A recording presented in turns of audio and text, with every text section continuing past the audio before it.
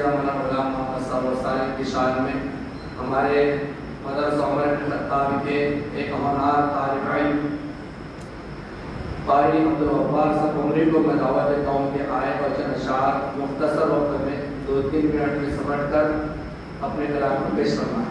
उसके बाद मौलाना बिन्यामीन साहब अपने मौक़िफ़ को पेश करेंगे और मदरसा रफ़ात से की संजीदगी के साथ ऐसे बैठे।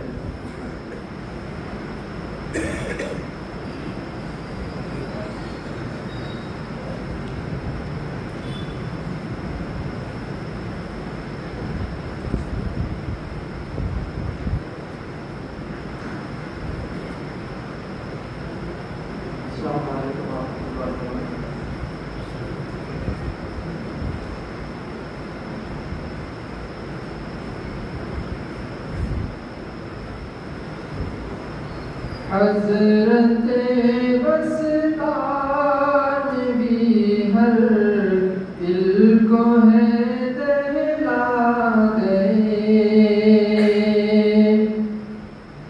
हज़रते वस्ताद भी हर दिल को है